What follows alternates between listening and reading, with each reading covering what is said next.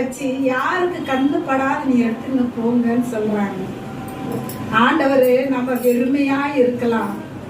ஆண்டவர்கிட்ட நீங்க வெறுமையா இருக்கலாம். ஆண்டவரே, நான் வெறுமையான பாத்திரத்தை வைத்திருக்கிறேன் ஏசப்பா, என் பாத்திரத்தை நிரப்புங்க நீ ஆண்டவர்கிட்ட கேட்டா அந்த காலியான பாத்திரத்தை நிரப்ப வல்லவராய் இருக்கிறார் என் தேவன். ஹல்லேலூயா.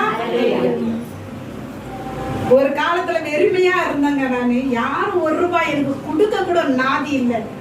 நான் கொடுத்த பணத்தை திருப்பி கொடுக்காத ஏமாற்றி விட்டார்கள். கூட பிறந்தவங்க தயவு செய்து சொல்ற, யாரையும் நீங்க நம்பாதீங்க. உன் கை கஷ்டம், ஆண்டவர் கொடுப்பார் உன்னுடைய பலத்தை. ஆண்டவர் உமக்கு பலத்தை கொடுப்பார், ஆகாரத்தை கொடுப்பார், ஆஸ்தியை கொடுப்பார், அந்தஸ்தை கொடுப்பார். ஜீவனுள்ள தேவனை நீங்க ஆராதிச்சு பாருங்க.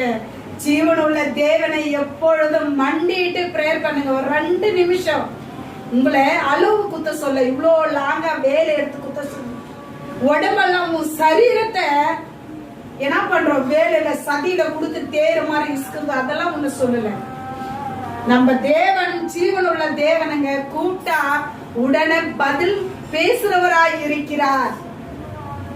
ஐயா, நான் வெறுமையா இருக்கிறேங்க, என்னால முடியல, என்னால கஷ்டப்பட முடியல, என்னால சம்பாதிக்க வழி இல்லை, என் பிள்ளைங்களால நான் கைவிட்டு இருக்கிறேன், என் பிள்ளைங்க எல்லாம் கை விட்டுட்டு இருப்பாங்க, நான் அனாதியா நிக்கிறேன், எனக்கு கொடுக்க யாருமே இல்லை என்று நினைக்காதீர்கள். கர்த்தர் சொல்கிறார், என்னை நோக்கி கூப்பிடு, நான் உனக்கு மறு உத்தரவு அளிக்கிறேன் என்று சொல்கிறார். கர்த்தரை நோக்கி கூப்பிடுங்க. என்ன வேண்டுமானாலும் கர்த்தர் கிட்ட விண்ணப்பம் பண்ணுங்க. எனக்கு ஜெபிக்க வராதுங்க, எனக்கு துதிக்க வராதுங்க, எனக்கு எதுவுமே தெரியாது அப்படின்னு சொல்லாதீங்க.